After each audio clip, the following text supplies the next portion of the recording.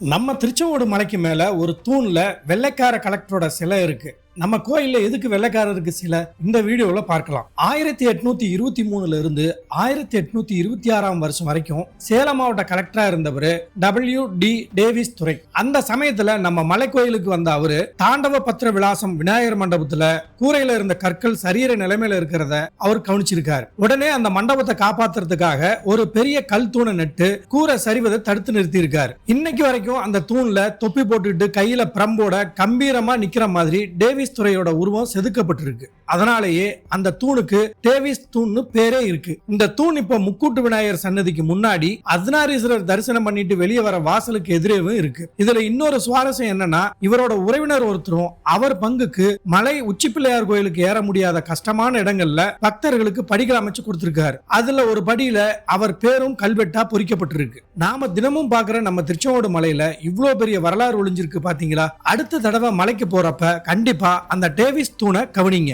இந்த மாதிரி நம்ம ஊரோட பல சுவாரஸ்யமான செய்திகளையும் வரலாற்று தகவலையும் தெரிஞ்சுக்க மறக்காம நம்ம VM Talks பேஜை ஃபாலோ பண்ணுங்க, லைக் பண்ணுங்க, உங்க நண்பர்களுக்கும் ஷேர் பண்ணுங்க.